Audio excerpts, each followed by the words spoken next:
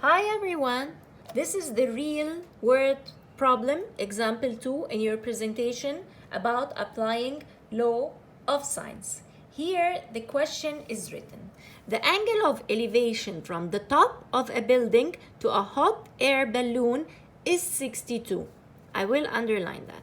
And the angle of elevation to the hot air balloon from the top of a second building is 650 feet. Due east is 49 degrees. Okay, so the second building is due east from the first building. Find the distance from the hot balloon to each building.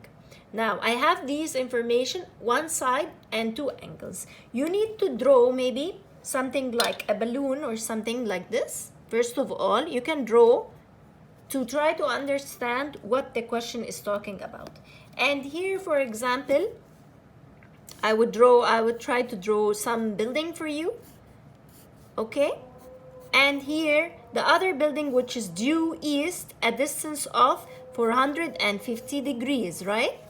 So, I know that this over here, this distance is 650 feet.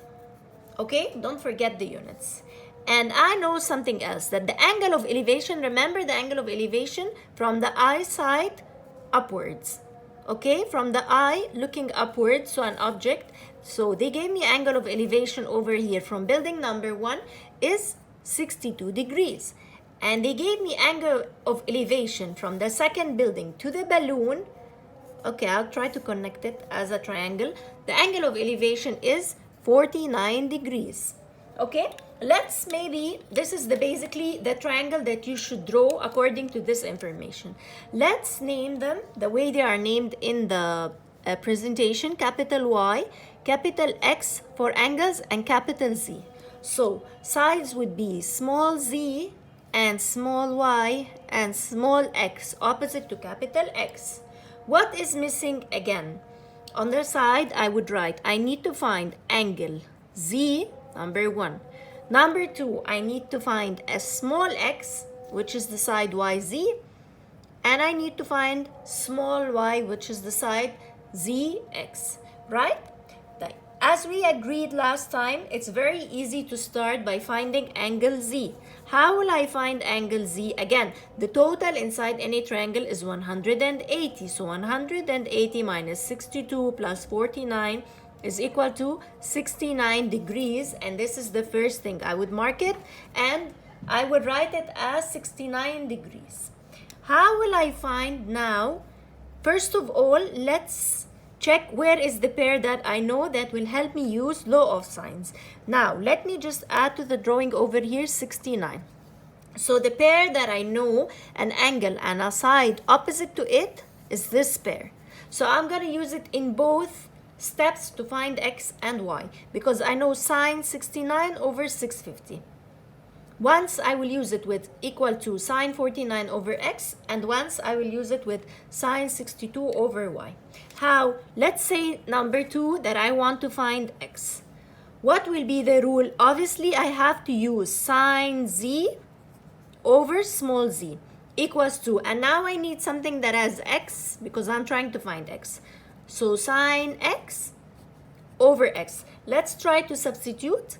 Sine z is sine 69 over small z is 650 feet equals to sine x, I know it, it's 49, over small x, I don't know, right?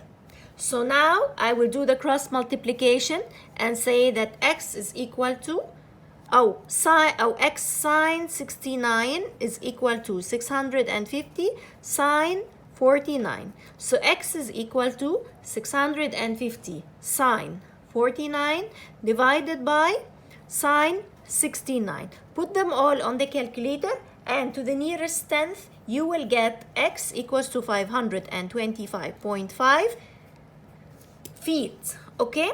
Now I can mark that I'm done with x. I don't have any 90s again or anything to do Pythagorean. Okay? So number 3, to find small y, what will I do? Again, I'm gonna use sine z over z equals to sine y, because I want y, over y.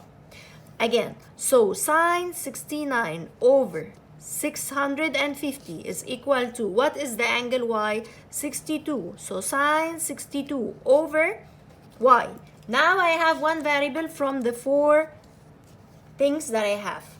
So I can now cross multiply and say y sine 69 is equal to 650 sine 62. Okay? And then y is equal to 650 sine 62 over sine 69, and that would give me the answer for y, which is 614.7 feet. I hope I made the question clear for you.